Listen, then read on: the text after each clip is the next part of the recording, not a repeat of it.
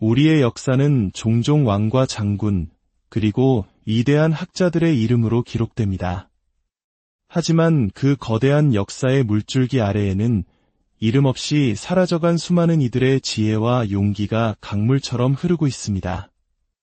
오늘 우리가 함께 나눌 이야기는 바로 그런 이야기입니다. 가장 낮은 곳에서 피어났지만 그 누구보다 찬란한 지혜로 세상을 감동시킨 한 여인의 이야기. 이 지혜로운 이야기가 여러분의 마음에 깊은 울림을 준다면 좋아요와 구독으로 더 많은 분들과 이 감동을 나누는데 힘을 보태주세요. 여러분의 작은 관심이 좋은 이야기를 널리 퍼뜨리는 따뜻한 씨앗이 됩니다. 그럼 이제 조선시대로 시간여행을 떠나보겠습니다. 옛날 조선의 어느 평화로운 고을, 사람들의 발길이 끊이지 않는 주막에 총명하고 마음씨 고운 여종이 한 명 있었습니다. 성품이 순하고 덕스럽다 하여 사람들은 그녀를 순덕이라 불렀습니다. 순덕이는 언제나 밝고 싹싹한 태도로 주막을 찾는 손님들은 물론 온 동네 사람들의 사랑을 한 몸에 받았습니다. 특히 마을 어르신들을 제 부모처럼 살뜰히 챙겨 사람들은 그녀를 효녀 순덕이라 칭찬하기를 마다하지 않았습니다. 그런 순덕이가 가장 좋아하는 시간은 주막 뒤뜰 큰 나무 아래 옹기종기 모여 부지런히 움직이는 개미들을 바라보는 것이었습니다. 작은 몸으로 자신보다 훨씬 큰 먹이를 옮기는 개미들을 보며 그녀는 생명의 경이로움과 성실함의 가치를 배우곤 했습니다. 주막의 주인인 주모는 순덕이를 친딸처럼 아꼈습니다.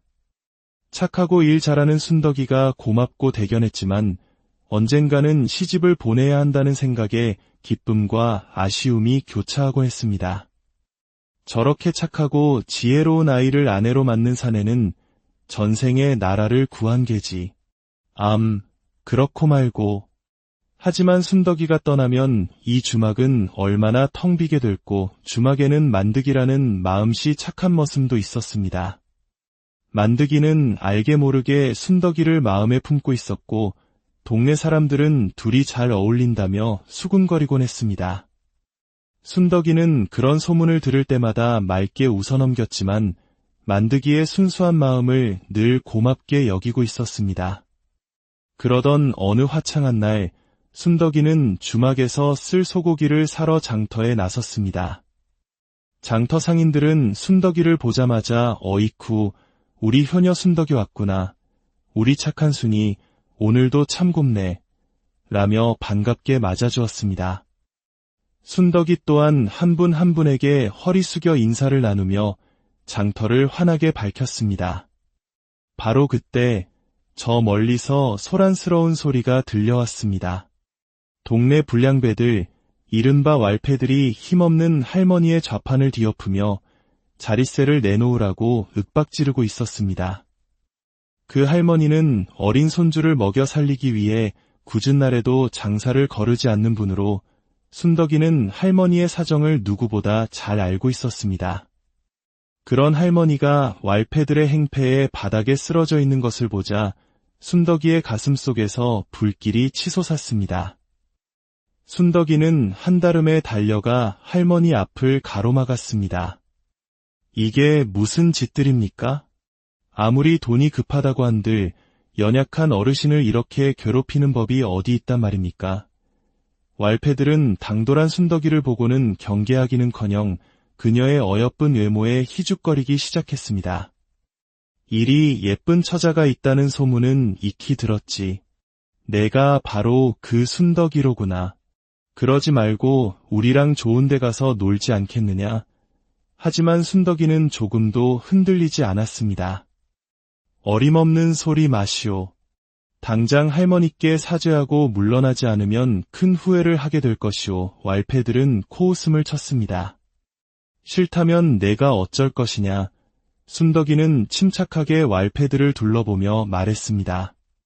보아하니 이 고을에 온 지 얼마 안 된 자들 같군요. 여기서 장사를 하고 싶다면 이 시장 상인들에게 잘 보여야 할 것입니다. 우리 고을은 여기 상인들의 힘으로 굴러가고 우리 고을의 특산물은 한양의 큰 상단에서도 탐을 낸단 말이오. 지금 당신들의 행패가 상단에 알려지기라도 하면 관가에서 당신들 얼굴을 익히는 것은 시간 문제일 텐데 괜찮겠소? 순덕이는 말을 하다가 문득 환하게 웃었습니다. 아마 지금쯤 벌써 상단으로 기별이 가고 있을지도 모르지요. 우리 상인들의 연락망은 파발마보다 빠르거든요. 왈패들은 순간 당황하여 서로의 얼굴만 쳐다보았습니다. 순덕이의 말이 너무나 당당하고 확신에 차 있었기 때문입니다. 그들이 우물쭈물하는 사이 순덕이는 다시 한번 미소를 지으며 말했습니다. 고민은 집에 가서들 하시고 여긴 장사를 해야 하는 곳이니 이만 물러가 주시지요. 결국 왈패들은 신경질을 부리며 꽁무니를 빼고 말았습니다.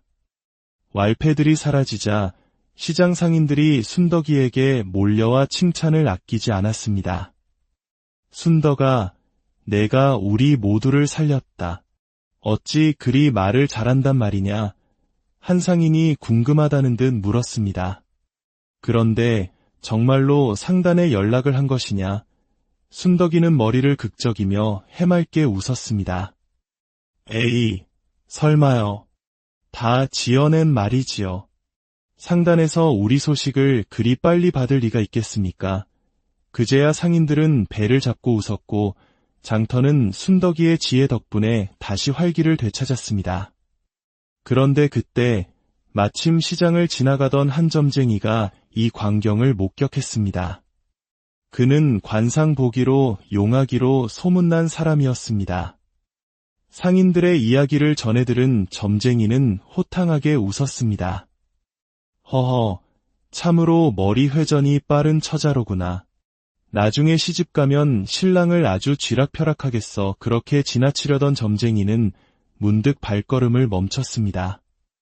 아니지, 가만히 있자. 저 처자의 말이 아주 틀린 말도 아니야.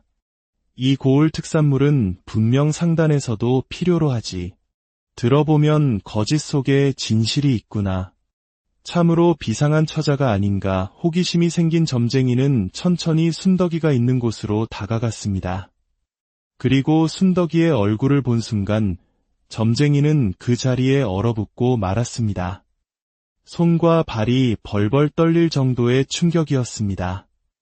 아니, 저게 대체 무슨 관상이란 말인가.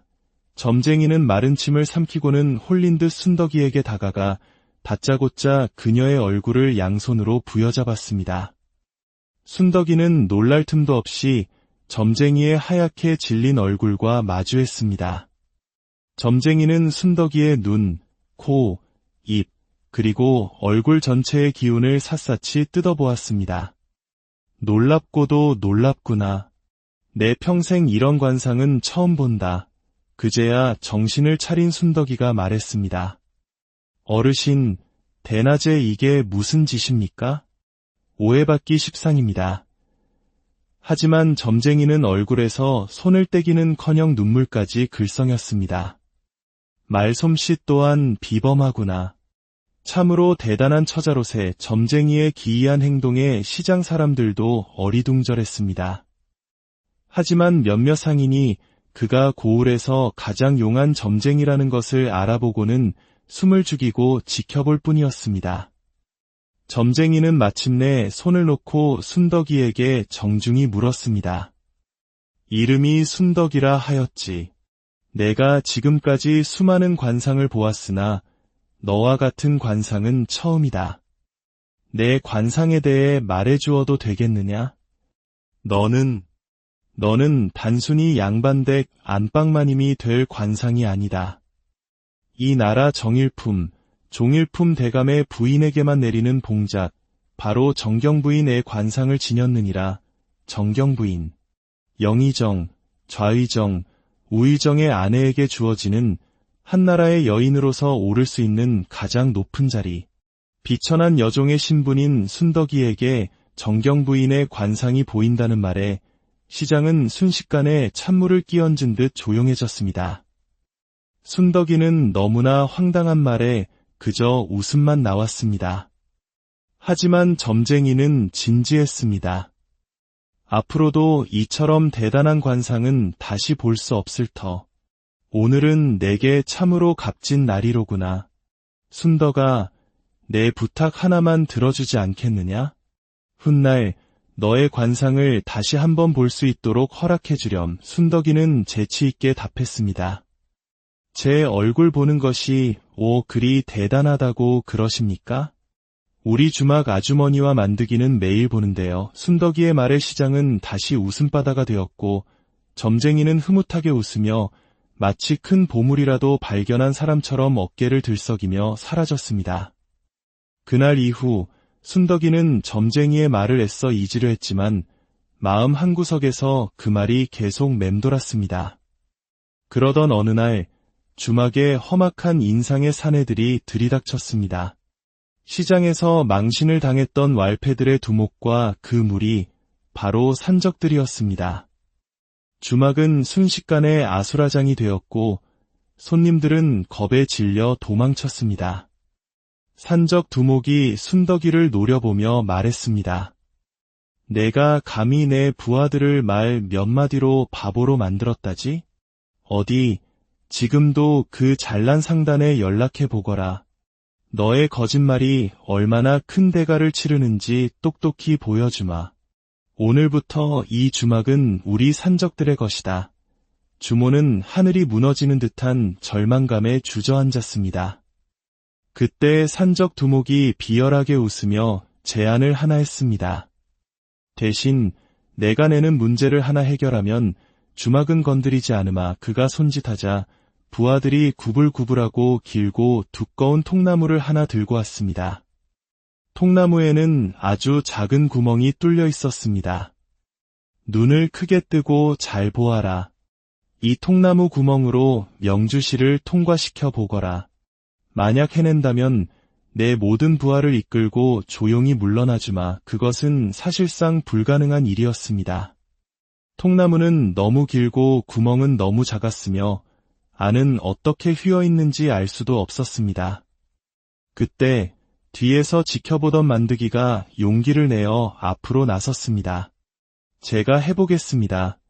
만드기는 실에 물을 묻혀 뻣뻣하게 만들어 구멍에 넣어보려 했었지만 실은 얼마 들어가지 못하고 인해 막혀버렸습니다. 산적 두목은 만드기를 조롱하며 매질을 가했고 만드기는 힘없이 쓰러졌습니다. 주막의 모든 이들이 절망에 빠진 그 순간 순덕이가 결연한 표정으로 앞으로 나섰습니다. 내일 신시까지 기다려주시오. 그때까지 반드시 이 문제를 해결해 보이겠습니다. 신시는 오후 3시에서 5시 사이를 말합니다. 산적 두목은 순덕이의 당돌함에 흥미를 느끼며 제안을 받아들였습니다. 그날 밤 모두가 순덕이가 밤을 새워 해결책을 고민할 것이라 생각했지만 놀랍게도 순덕이는 방에 들어눕자마자 깊은 잠에 빠져들었습니다. 주모는 애가 타서 순덕이를 깨워보았지만 그녀는 미동도 하지 않았습니다. 우리 순덕이가 결국 충격에 실성했구나. 주모는 한탄하며 순덕이 곁에서 눈물로 밤을 지새웠습니다. 다음 날 새벽달이 울기가 무섭게 순덕이는 눈을 떴습니다. 그리고는 곧장 주막 뒤뜰 자신이 늘 바라보던 큰 나무로 달려갔습니다. 산적들이 아직 잠에 취해 있는 이른 새벽이었습니다. 그리고 약속한 신시가 되었습니다. 산적 두목이 비웃으며 물었습니다. 약속한 시간이다. 통나무에 실은 넣었느냐? 순덕이는 자신만만하게 웃으며 통나무를 가리켰습니다. 보시다시피 명주실을 넣어 이리 꽁꽁 묶어두었소이다. 산적 두목과 부하들의 눈이 휘둥그레졌습니다. 순덕이의 말대로 명주실은 통나무의 작은 구멍을 완벽하게 통과하여 반대편으로 나와 있었고 심지어 통나무를 여러 겹으로 칭칭 감고 있었습니다. 이걸 대체 어떻게 한 것이냐? 그동안 수많은 사람에게 시켰지만 아무도 해내지 못했는데 순덕이는 미소를 지으며 비법을 밝혔습니다. 그녀는 새벽에 일어나 개미 몇 마리를 잡아 허리에 명주실을 묶었습니다.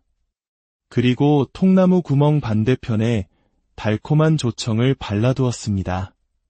단냄새를 맡은 개미는 자연스럽게 조청을 따라 구불구불한 구멍을 통과했고 명주실은 손쉽게 따라 나왔던 것입니다. 순덕이가 일찍 잠을 잤던 이유는 개미들이 이른 아침에 가장 활발하게 활동한다는 것을 평소의 관찰을 통해 알고 있었기 때문이었습니다. 설명을 들은 산적 두목은 넋이 나간 표정으로 순덕이를 바라보았습니다. 정말 대단하구나. 어찌 그런 생각을 하다니. 진정 총명한 처자가 맞구나. 그는 부하들을 불러 모으고는 순덕이에게 깊이 머리를 숙였습니다. 너의 지혜에 감복했다. 약속대로 이 주막은 건드리지 않겠다.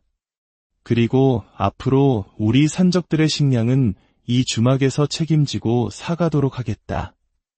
우리가 너희의 생계를 책임지겠다는 말이다. 순덕이는 여기서 멈추지 않았습니다. 두목님, 저 또한 드릴 말씀이 있습니다. 앞으로는 사람들을 괴롭히고 빼앗는 일을 그만두고 정당하게 일해서 돈을 버십시오. 그리 약조하신다면 식량은 원하시는 만큼 드리겠습니다. 산적 두목은 주막이 떠나가라 호탕하게 웃었습니다. 역시 듣던 대로구나. 지혜뿐만 아니라 배짱까지 두둑해. 좋다. 내 말대로 오늘부터 산적질은 모두 그만두도록 하지.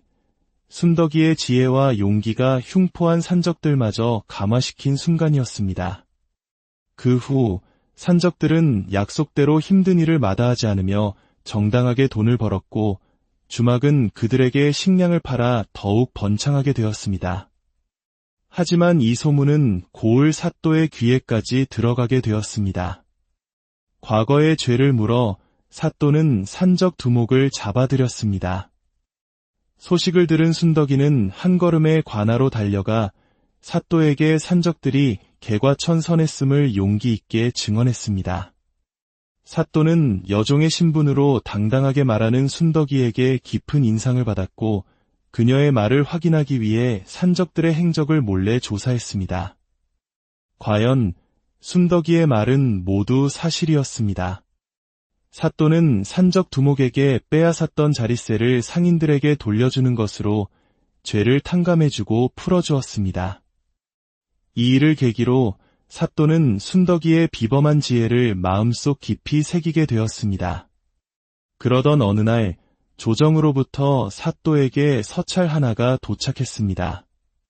그날 이후 사또는 식음을 전폐하고 깊은 시름에 빠졌습니다.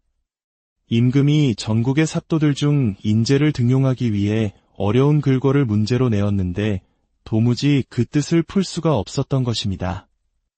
조정에 진출하여 큰 뜻을 펼치고 싶었던 사또에게는 절호의 기회였지만 자신의 무력함에 절망하며 눈물까지 흘렸습니다. 마침 관아에 식량을 납품하러 들렀던 순덕이가 수심에 가득 찬 사또의 모습을 보게 되었습니다. 자초지종을 들은 순덕이는 사또가 내민 서찰을 들여다보았습니다. 화직원이여, 서즉방이라, 묘구출이여, 유구입이라. 오직장하고 사또를 며칠 밤낮으로 괴롭혔던 그 글거를 순덕이는 잠시 들여다보더니 이내 맑게 웃으며 말하는 것이었습니다. 나리, 이것은 해를 뜻하는 것입니다. 사또는 깜짝 놀라 물었습니다. 무엇이라? 어찌 그것이 해가 된단 말이냐? 순덕이는 차분히 설명했습니다. 해는 그림으로 그리면 둥글지만 글자로 쓰면 날일 자로 네모납니다. 묘시는 동쪽이니 동쪽에서 솟아나고 유시는 서쪽이니 서쪽으로 들어갑니다. 그리고 오시, 즉 정오의 그림자가 가장 짧아지니 해의 기운은 가장 길어지지 않겠습니까? 그러니 이 글권은 해를 뜻하는 것이 분명합니다. 사또는 무릎을 탁 쳤습니다. 그렇게 어렵게만 느껴졌던 문제가 순덕이의 명쾌한 설명에 단숨에 풀리는 순간이었습니다. 낭자는 어찌 그리 쉽게 한 것이오? 순덕이가 수줍게 답했습니다. 주막에서 일하다 보면 매일 해가 뜨고 지는 것을 봅니다. 그러다 보니 자연스럽게 알게 되었습니다. 제가 처음으로 배운 글자도 바로 해였습니다. 사또는 순덕이의 지혜에 다시 한번 감탄했습니다. 그는 순덕이가 풀어준 답을 적어 조정에 보냈고 얼마 지나지 않아 임금의 부름을 받게 되었습니다. 사또는 순덕이 없이는 이룰 수 없는 영광임을 알았기에 순덕이에게 고운 한복을 입혀 함께 궐로 향했습니다. 임금 앞에 선 사또는 정직하게 고했습니다. 전하, 실은 이 문제를 푼 사람은 소신이 아니라 제 곁에 있는 순덕이라는 처자이옵니다. 임금과 신하들은 깜짝 놀랐습니다. 사또는 순덕이가 산 적들을 감화시킨 이야기까지 모두 아뢰었습니다. 이야기를 모두 들은 임금은 크게 감동했습니다. 주막에서 일하는 여종의 몸으로 어찌 그리 총명하고 용기가 대단하단 말인가. 이런 인재를 종으로 두는 것은 나라의 손실이다. 내 직접 순덕이의 종문서를 불태우고 양민으로 삼을 것이니라. 그리하여 순덕이는 노비의 신분을 벗고 자유로운 양민이 되었습니다. 또한 임금은 아랫사람의 공을 가로채지 않은 사또의 정직함을 높이 사그를 형조좌랑이라는 벼슬에 임명했습니다. 조정의 관리가 된 좌랑은 얼마 후 여전히 주막에서 일하고 있는 순덕이를 찾아왔습니다. 그는 수많은 명문가 규수들의 혼담을 모두 거절했다며 순덕이에게 진심을 고백했습니다. 낭자, 내가 조정에서 앞으로 큰일을 하려면 낭자의 지혜가 절실히 필요하오. 부디 나와 혼인해 주시오. 비록 신부는 양민이 되었으나 감이 높은 벼슬아치의 배필이 될 수 없다며 망설이는 순덕이에게 좌랑은 간곡히 청혼했습니다. 그렇게 순덕이는 좌랑과 혼인하여 그의 아내가 되었습니다. 그 후 순덕이의 지혜는 남편의 곁에서 더욱 빛을 발했습니다. 좌랑은 아내의 도움으로 어려운 사건들을 해결하며 승승장구했고 마침내 병조판서의 자리에까지 올랐습니다. 종의 신분이었던 순덕이가 마침내 정경부인이 된 것입니다. 어느 날 정경부인이 된 순덕이는 오랜만에 고향 주막을 찾았습니다. 그런데 예전과 똑같이 왈패들이 시장 상인들을 괴롭히고 있었습니다. 순덕이는 망설임 없이 앞으로 나섰고 왈패들은 병조판서의 부인이 나타났다는 말에 혼비백산하여 달아났습니다. 시장 상인들은 금에 환영한 순덕이를 눈물로 맞이했습니다. 아이고, 우리 순덕이 아니야. 정경부인이 되어서도 우리를 잊지 않았구나. 그렇게 상인들과 회포를 풀고 있을 때 순덕이의 등 뒤로 한 노인이 다가왔습니다. 바로 오래전 순덕이의 관상을 보았던 그 점쟁이였습니다. 점쟁이는 허허 웃으며 말했습니다. 역시 내 예상이 틀리지 않았군. 마님의 관상은 전에도 없었고 앞으로도 다시 보기 힘들 것이오. 내가 전에 마님의 관상을 다시 볼 수 있도록 허락을 구한 적이 있지요. 지금 허락해 주시겠소? 순덕이는 온화한 미소를 지었습니다. 점쟁이는 감격스러운 얼굴로 한동안 순덕이의 얼굴을 바라보더니 만족스러운 듯 크게 웃으며 말했습니다. 정경부인의 관상 아주 잘 보고 가오. 미국의 배우 펄 베일리는 자신의 가치를 계산할 수 있는 사람은 자기 자신뿐이다 라고 말했습니다. 순덕이의 이야기는 우리에게 진정한 가치는 신분이나 환경이 아닌 내면의 지혜와 세상을 바라보는 따뜻한 시선에서 비롯됨을 보여줍니다. 그녀는 매일 마주하는 개미와 해에게서 세상의 이치를 배웠고 그 지혜로 자신의 운명을 개척했습니다. 우리가 매일 스쳐 지나가는 평범한 일상 속에 우리가 무심코 지나치는 사람들 속에 얼마나 위대한 가능성이 숨어 있는지 모릅니다. 자신의 가치를 믿고 순덕이처럼 세상을 향한 따뜻한 관찰을 멈추지 않는다면 우리 모두의 삶에도 우리의 역사는 종종 왕과 장군 그리고 위대한 학자들의 이름으로 기록됩니다. 하지만 그 거대한 역사의 물줄기 아래에는 이름 없이 사라져간 수많은 이들의 지혜와 용기가 강물처럼 흐르고 있습니다. 오늘 우리가 함께 나눌 이야기는 바로 그런 이야기입니다. 가장 낮은 곳에서 피어났지만 그 누구보다 찬란한 지혜로 세상을 감동시킨 한 여인의 이야기. 이 지혜로운 이야기가 여러분의 마음에 깊은 울림을 준다면 좋아요와 구독으로 더 많은 분들과 이 감동을 나누는데 힘을 보태주세요. 여러분의 작은 관심이 좋은 이야기를 널리 퍼뜨리는 따뜻한 씨앗이 됩니다. 그럼 이제 조선시대로 시간여행을 떠나보겠습니다. 옛날 조선의 어느 평화로운 고을, 사람들의 발길이 끊이지 않는 주막에 총명하고 마음씨 고운 여종이 한 명 있었습니다. 성품이 순하고 덕스럽다 하여 사람들은 그녀를 순덕이라 불렀습니다. 순덕이는 언제나 밝고 싹싹한 태도로 주막을 찾는 손님들은 물론 온 동네 사람들의 사랑을 한 몸에 받았습니다. 특히 마을 어르신들을 제 부모처럼 살뜰히 챙겨 사람들은 그녀를 효녀 순덕이라 칭찬하기를 마다하지 않았습니다. 그런 순덕이가 가장 좋아하는 시간은 주막 뒤뜰 큰 나무 아래 옹기종기 모여 부지런히 움직이는 개미들을 바라보는 것이었습니다. 작은 몸으로 자신보다 훨씬 큰 먹이를 옮기는 개미들을 보며 그녀는 생명의 경이로움과 성실함의 가치를 배우곤 했습니다. 주막의 주인인 주모는 순덕이를 친딸처럼 아꼈습니다. 착하고 일 잘하는 순덕이가 고맙고 대견했지만 언젠가는 시집을 보내야 한다는 생각에 기쁨과 아쉬움이 교차하곤 했습니다. 저렇게 착하고 지혜로운 아이를 아내로 맞는 사내는 전생에 나라를 구한 게지. 그렇고 말고. 하지만 순덕이가 떠나면 이 주막은 얼마나 텅 비게 됐고 주막에는 만득이라는 마음씨 착한 머슴도 있었습니다. 만득이는 알게 모르게 순덕이를 마음에 품고 있었고 동네 사람들은 둘이 잘 어울린다며 수군거리곤 했습니다. 순덕이는 그런 소문을 들을 때마다 맑게 웃어넘겼지만 만득이의 순수한 마음을 늘 고맙게 여기고 있었습니다. 그러던 어느 화창한 날 순덕이는 주막에서 쓸 소고기를 사러 장터에 나섰습니다.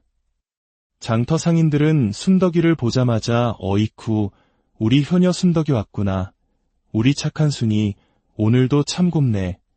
라며 반갑게 맞아주었습니다. 순덕이 또한 한 분 한 분에게 허리 숙여 인사를 나누며 장터를 환하게 밝혔습니다. 바로 그때 저 멀리서 소란스러운 소리가 들려왔습니다. 동네 불량배들, 이른바 왈패들이 힘없는 할머니의 좌판을 뒤엎으며 자릿세를 내놓으라고 윽박지르고 있었습니다. 그 할머니는 어린 손주를 먹여 살리기 위해 굳은 날에도 장사를 거르지 않는 분으로 순덕이는 할머니의 사정을 누구보다 잘 알고 있었습니다. 그런 할머니가 왈패들의 행패에 바닥에 쓰러져 있는 것을 보자 순덕이의 가슴속에서 불길이 치솟았습니다. 순덕이는 한달음에 달려가 할머니 앞을 가로막았습니다. 이게 무슨 짓들입니까? 아무리 돈이 급하다고 한들 연약한 어르신을 이렇게 괴롭히는 법이 어디 있단 말입니까? 왈패들은 당돌한 순덕이를 보고는 경계하기는커녕 그녀의 어여쁜 외모에 희죽거리기 시작했습니다. 이리 예쁜 처자가 있다는 소문은 익히 들었지. 내가 바로 그 순덕이로구나. 그러지 말고 우리랑 좋은 데 가서 놀지 않겠느냐? 하지만 순덕이는 조금도 흔들리지 않았습니다. 어림없는 소리 마시오. 당장 할머니께 사죄하고 물러나지 않으면 큰 후회를 하게 될 것이오. 왈패들은 코웃음을 쳤습니다. 싫다면 내가 어쩔 것이냐. 순덕이는 침착하게 왈패들을 둘러보며 말했습니다. 보아하니 이 고을에 온 지 얼마 안 된 자들 같군요. 여기서 장사를 하고 싶다면 이 시장 상인들에게 잘 보여야 할 것입니다. 우리 고을은 여기 상인들의 힘으로 굴러가고 우리 고을의 특산물은 한양의 큰 상단에서도 탐을 낸단 말이오. 지금 당신들의 행패가 상단에 알려지기라도 하면 관가에서 당신들 얼굴을 익히는 것은 시간 문제일 텐데 괜찮겠소? 순덕이는 말을 하다가 문득 환하게 웃었습니다. 아마 지금쯤 벌써 상단으로 기별이 가고 있을지도 모르지요. 우리 상인들의 연락망은 파발마보다 빠르거든요. 왈패들은 순간 당황하여 서로의 얼굴만 쳐다보았습니다. 순덕이의 말이 너무나 당당하고 확신에 차 있었기 때문입니다. 그들이 우물쭈물하는 사이 순덕이는 다시 한번 미소를 지으며 말했습니다. 고민은 집에 가서들 하시고 여긴 장사를 해야 하는 곳이니 이만 물러가 주시지요. 결국 왈패들은 신경질을 부리며 꽁무니를 빼고 말았습니다.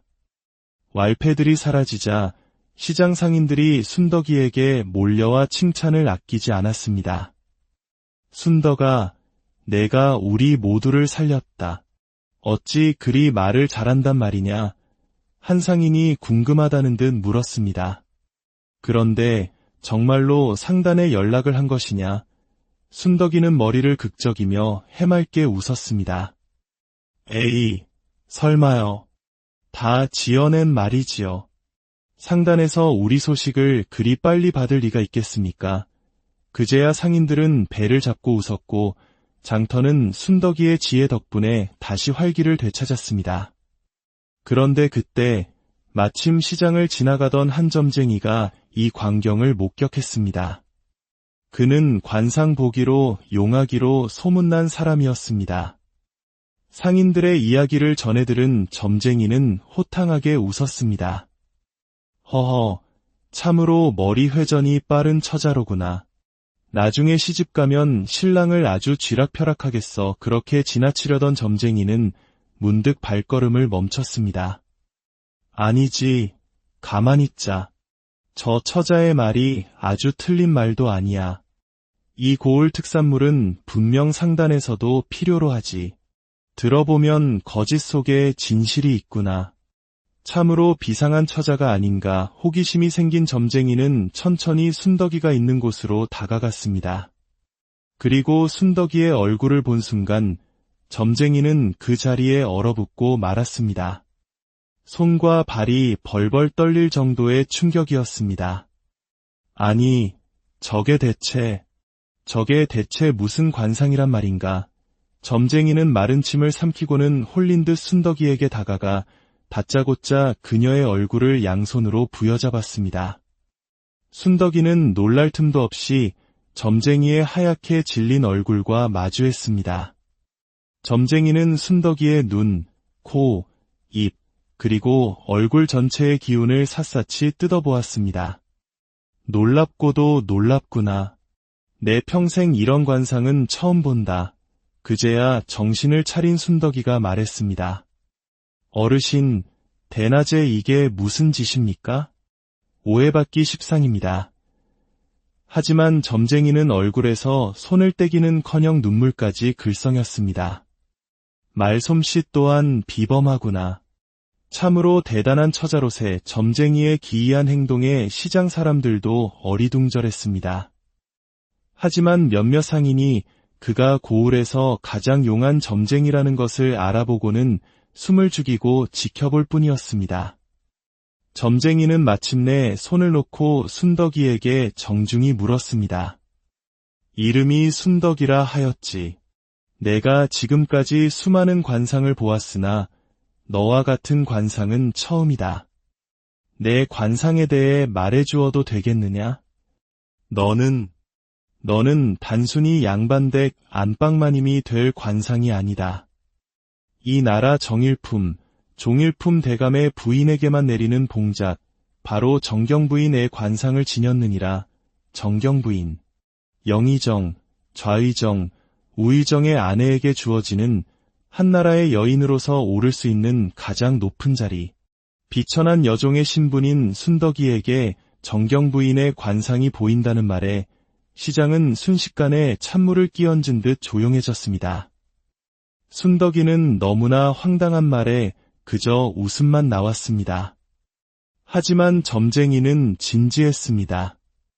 앞으로도 이처럼 대단한 관상은 다시 볼 수 없을 터.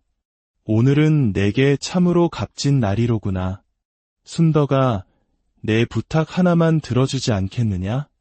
훗날 너의 관상을 다시 한번 볼 수 있도록 허락해주렴. 순덕이는 재치있게 답했습니다. 제 얼굴 보는 것이 그리 대단하다고 그러십니까? 우리 주막 아주머니와 만드기는 매일 보는데요. 순덕이의 말에 시장은 다시 웃음바다가 되었고 점쟁이는 흐뭇하게 웃으며 마치 큰 보물이라도 발견한 사람처럼 어깨를 들썩이며 사라졌습니다. 그날 이후 순덕이는 점쟁이의 말을 애써 잊으려 했지만 마음 한구석에서 그 말이 계속 맴돌았습니다. 그러던 어느 날 주막에 험악한 인상의 사내들이 들이닥쳤습니다. 시장에서 망신을 당했던 왈패들의 두목과 그 무리, 바로 산적들이었습니다. 주막은 순식간에 아수라장이 되었고 손님들은 겁에 질려 도망쳤습니다. 산적 두목이 순덕이를 노려보며 말했습니다. 내가 감히 내 부하들을 말 몇 마디로 바보로 만들었다지? 어디 지금도 그 잘난 상단에 연락해 보거라. 너의 거짓말이 얼마나 큰 대가를 치르는지 똑똑히 보여주마. 오늘부터 이 주막은 우리 산적들의 것이다. 주모는 하늘이 무너지는 듯한 절망감에 주저앉았습니다. 그때 산적 두목이 비열하게 웃으며 제안을 하나 했습니다. 대신 내가 내는 문제를 하나 해결하면 주막은 건드리지 않으마. 그가 손짓하자 부하들이 구불구불하고 길고 두꺼운 통나무를 하나 들고 왔습니다. 통나무에는 아주 작은 구멍이 뚫려 있었습니다. 눈을 크게 뜨고 잘 보아라. 이 통나무 구멍으로 명주시를 통과시켜 보거라. 만약 해낸다면 내 모든 부하를 이끌고 조용히 물러나주마. 그것은 사실상 불가능한 일이었습니다. 통나무는 너무 길고 구멍은 너무 작았으며 안은 어떻게 휘어있는지 알 수도 없었습니다. 그때 뒤에서 지켜보던 만드기가 용기를 내어 앞으로 나섰습니다. 제가 해보겠습니다. 만드기는 실에 물을 묻혀 뻣뻣하게 만들어 구멍에 넣어보려 했었지만 실은 얼마 들어가지 못하고 인해 막혀버렸습니다. 산적 두목은 만드기를 조롱하며 매질을 가했고 만드기는 힘없이 쓰러졌습니다. 주막의 모든 이들이 절망에 빠진 그 순간 순덕이가 결연한 표정으로 앞으로 나섰습니다. 내일 신시까지 기다려주시오. 그때까지 반드시 이 문제를 해결해 보이겠습니다. 신시는 오후 3시에서 5시 사이를 말합니다. 산적 두목은 순덕이의 당돌함에 흥미를 느끼며 제안을 받아들였습니다.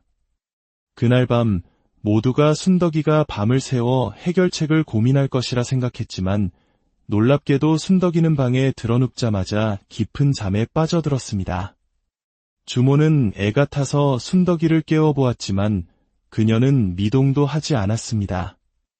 우리 순덕이가 결국 충격에 실성했구나.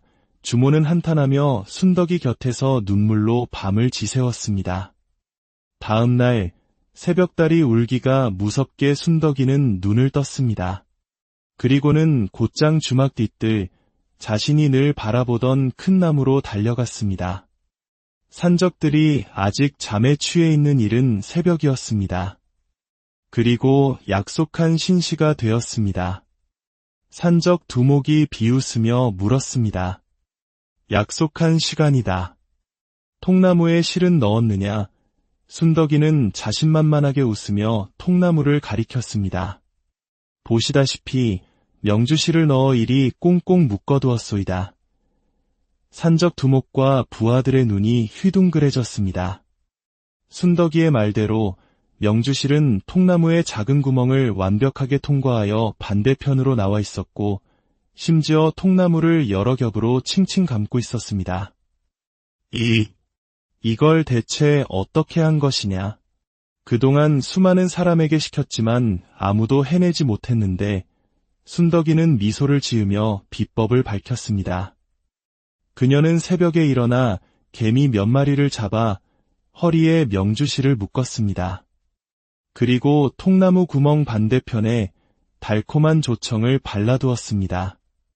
단냄새를 맡은 개미는 자연스럽게 조청을 따라 구불구불한 구멍을 통과했고 명주실은 손쉽게 따라 나왔던 것입니다. 순덕이가 일찍 잠을 잤던 이유는 개미들이 이른 아침에 가장 활발하게 활동한다는 것을 평소의 관찰을 통해 알고 있었기 때문이었습니다. 설명을 들은 산적 두목은 넋이 나간 표정으로 순덕이를 바라보았습니다. 정말 대단하구나. 어찌 그런 생각을 하다니. 진정 총명한 처자가 맞구나. 그는 부하들을 불러 모으고는 순덕이에게 깊이 머리를 숙였습니다. 너의 지혜에 감복했다. 약속대로 이 주막은 건드리지 않겠다.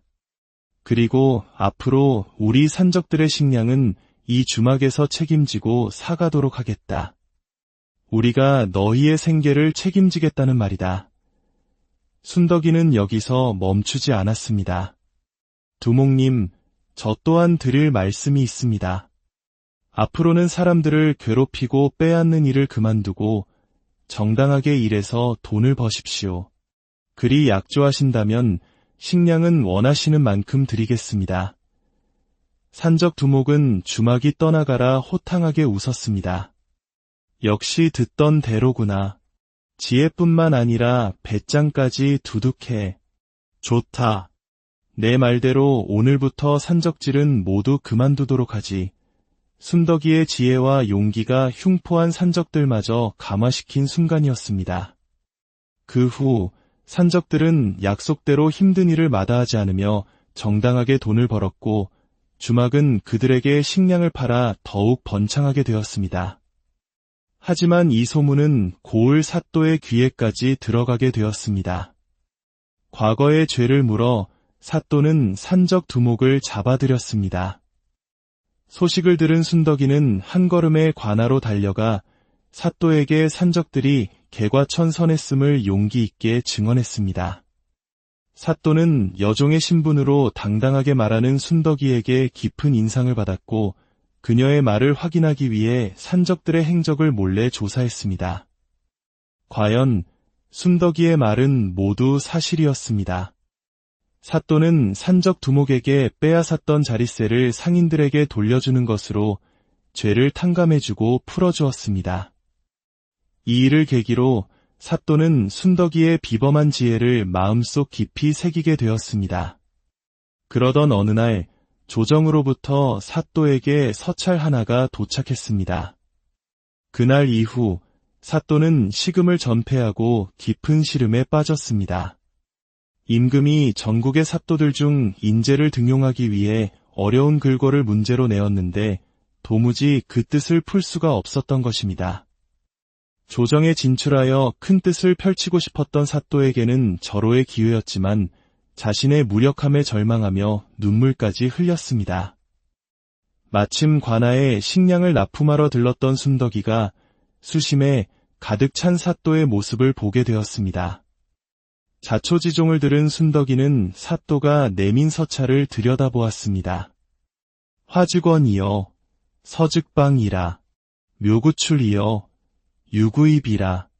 오직장하고 사또를 며칠 밤낮으로 괴롭혔던 그 글거를 순덕이는 잠시 들여다보더니 이내 맑게 웃으며 말하는 것이었습니다. 나리, 이것은 해를 뜻하는 것입니다. 사또는 깜짝 놀라 물었습니다. 무엇이라? 어찌 그것이 해가 된단 말이냐? 순덕이는 차분히 설명했습니다. 해는 그림으로 그리면 둥글지만 글자로 쓰면 날일자로 네모납니다. 묘시는 동쪽이니 동쪽에서 솟아나고 유시는 서쪽이니 서쪽으로 들어갑니다. 그리고 오시, 즉 정오의 그림자가 가장 짧아지니 해의 기운은 가장 길어지지 않겠습니까? 그러니 이 글권은 해를 뜻하는 것이 분명합니다. 사또는 무릎을 탁 쳤습니다. 그렇게 어렵게만 느껴졌던 문제가 순덕이의 명쾌한 설명에 단숨에 풀리는 순간이었습니다. 낭자는 어찌 그리 쉽게 한 것이오? 순덕이가 수줍게 답했습니다. 주막에서 일하다 보면 매일 해가 뜨고 지는 것을 봅니다. 그러다 보니 자연스럽게 알게 되었습니다. 제가 처음으로 배운 글자도 바로 해였습니다. 사또는 순덕이의 지혜에 다시 한번 감탄했습니다. 그는 순덕이가 풀어준 답을 적어 조정에 보냈고 얼마 지나지 않아 임금의 부름을 받게 되었습니다. 사또는 순덕이 없이는 이룰 수 없는 영광임을 알았기에 순덕이에게 고운 한복을 입혀 함께 궐로 향했습니다. 임금 앞에 선 사또는 정직하게 고했습니다. 전하, 실은 이 문제를 푼 사람은 소신이 아니라 제 곁에 있는 순덕이라는 처자이옵니다. 임금과 신하들은 깜짝 놀랐습니다. 사또는 순덕이가 산 적들을 감화시킨 이야기까지 모두 아뢰었습니다. 이야기를 모두 들은 임금은 크게 감동했습니다. 주막에서 일하는 여종의 몸으로 어찌 그리 총명하고 용기가 대단하단 말인가. 이런 인재를 종으로 두는 것은 나라의 손실이다.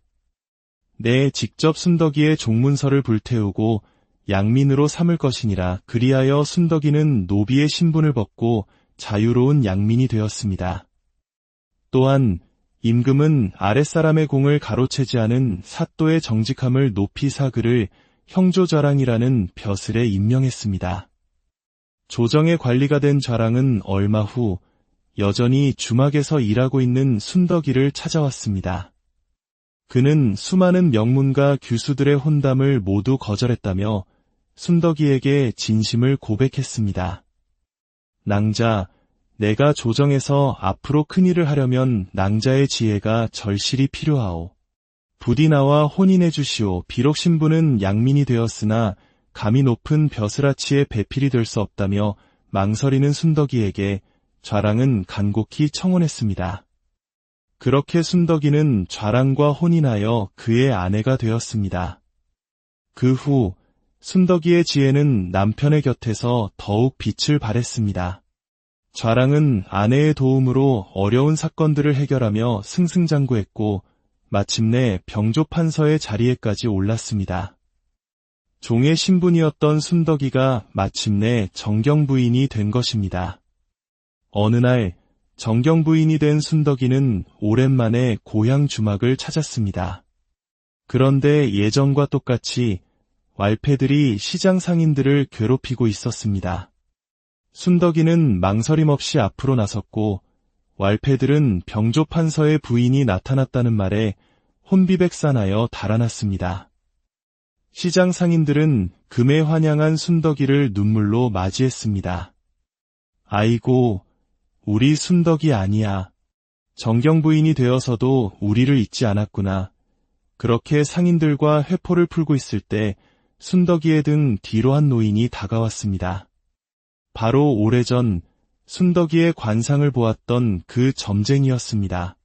점쟁이는 허허 웃으며 말했습니다. 역시 내 예상이 틀리지 않았군. 마님의 관상은 전에도 없었고 앞으로도 다시 보기 힘들 것이오. 내가 전에 마님의 관상을 다시 볼 수 있도록 허락을 구한 적이 있지요. 지금 허락해 주시겠소? 순덕이는 온화한 미소를 지었습니다. 점쟁이는 감격스러운 얼굴로 한동안 순덕이의 얼굴을 바라보더니 만족스러운 듯 크게 웃으며 말했습니다. 정경부인의 관상 아주 잘 보고 가오. 미국의 배우 펄 베일리는 자신의 가치를 계산할 수 있는 사람은 자기 자신뿐이다 라고 말했습니다. 순덕이의 이야기는 우리에게 진정한 가치는 신분이나 환경이 아닌 내면의 지혜와 세상을 바라보는 따뜻한 시선에서 비롯됨을 보여줍니다. 그녀는 매일 마주하는 개미와 해에게서 세상의 이치를 배웠고 그 지혜로 자신의 운명을 개척했습니다. 우리가 매일 스쳐 지나가는 평범한 일상 속에 우리가 무심코 지나치는 사람들 속에 얼마나 위대한 가능성이 숨어 있는지 모릅니다. 자신의 가치를 믿고 순덕이처럼 세상을 향한 따뜻한 관찰을 멈추지 않는다면 우리 모두의 삶에도 우리의 역사는 종종 왕과 장군 그리고 위대한 학자들의 이름으로 기록됩니다. 하지만 그 거대한 역사의 물줄기 아래에는 이름 없이 사라져간 수많은 이들의 지혜와 용기가 강물처럼 흐르고 있습니다. 오늘 우리가 함께 나눌 이야기는 바로 그런 이야기입니다. 가장 낮은 곳에서 피어났지만 그 누구보다 찬란한 지혜로 세상을 감동시킨 한 여인의 이야기. 이 지혜로운 이야기가 여러분의 마음에 깊은 울림을 준다면 좋아요와 구독으로 더 많은 분들과 이 감동을 나누는데 힘을 보태주세요.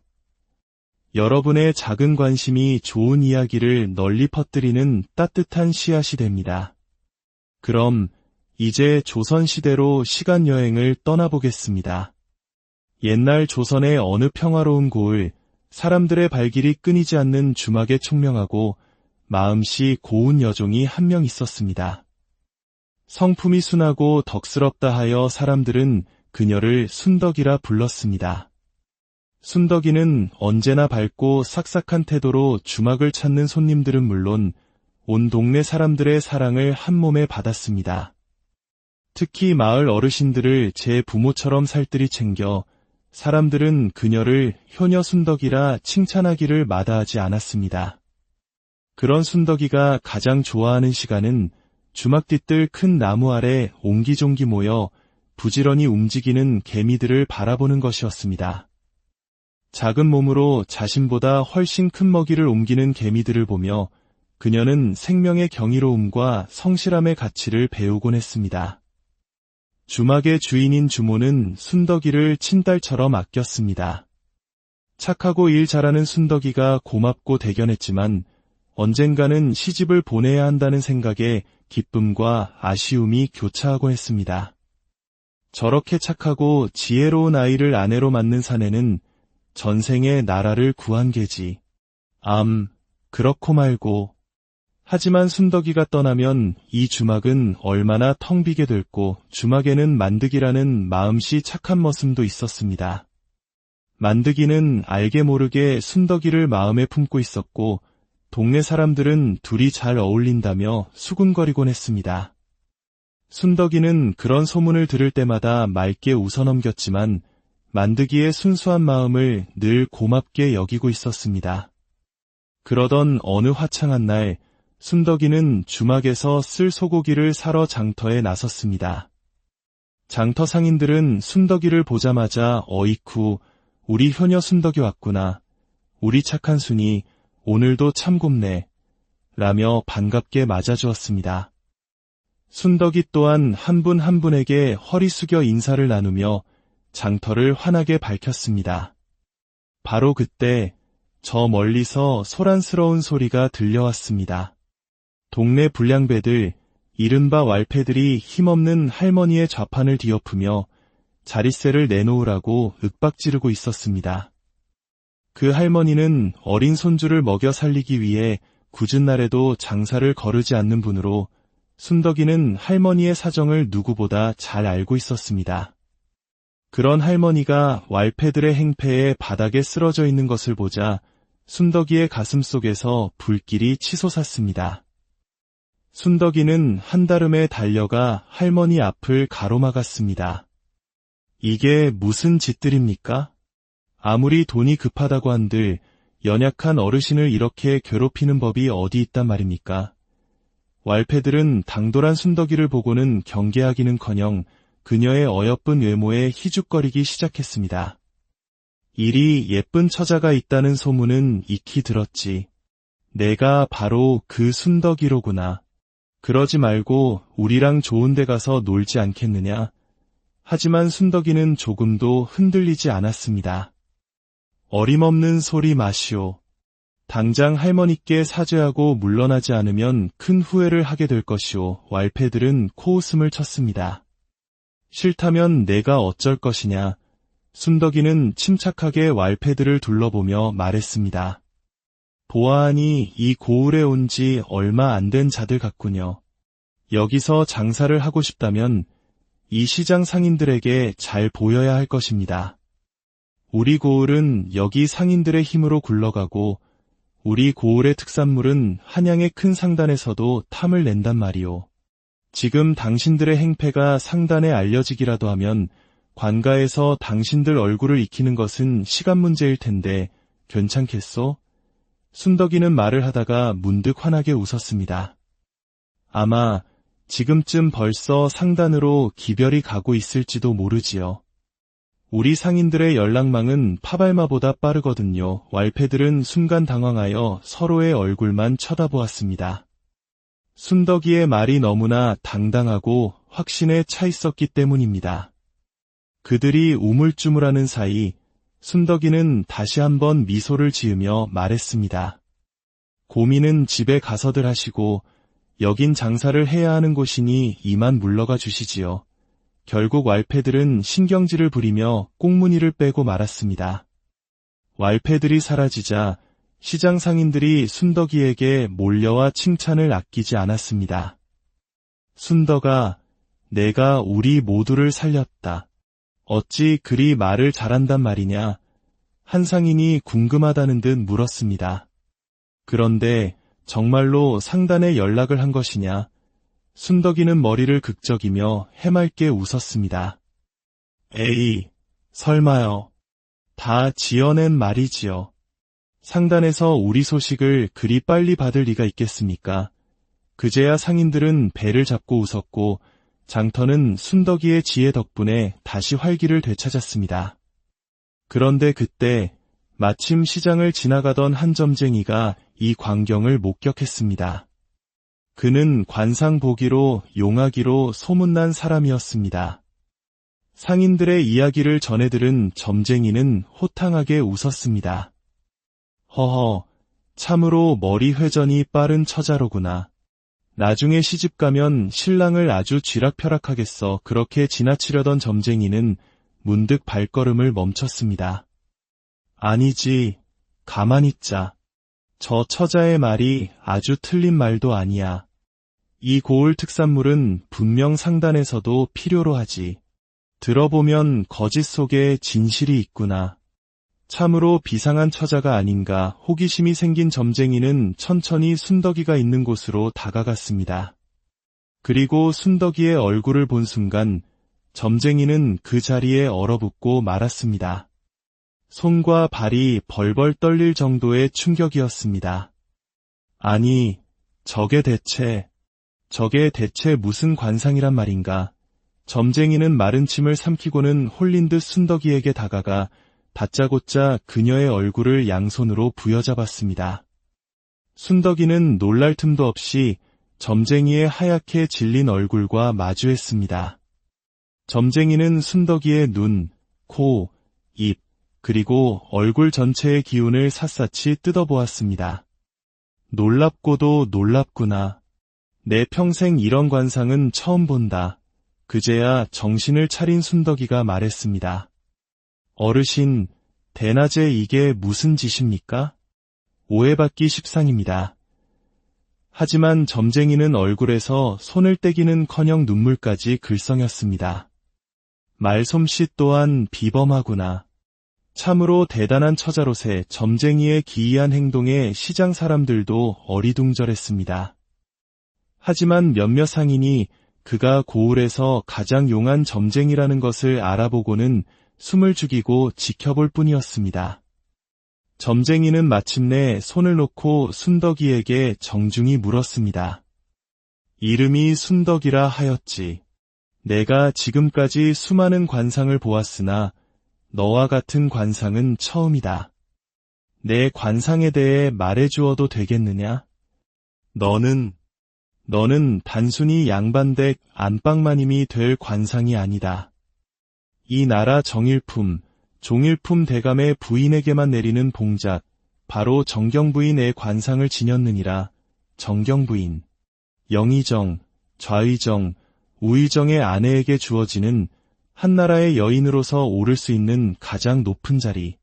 비천한 여종의 신분인 순덕이에게 정경부인의 관상이 보인다는 말에 시장은 순식간에 찬물을 끼얹은 듯 조용해졌습니다. 순덕이는 너무나 황당한 말에 그저 웃음만 나왔습니다. 하지만 점쟁이는 진지했습니다. 앞으로도 이처럼 대단한 관상은 다시 볼 수 없을 터. 오늘은 내게 참으로 값진 날이로구나. 순덕아, 내 부탁 하나만 들어주지 않겠느냐? 훗날 너의 관상을 다시 한번 볼 수 있도록 허락해주렴. 순덕이는 재치 있게 답했습니다. 제 얼굴 보는 것이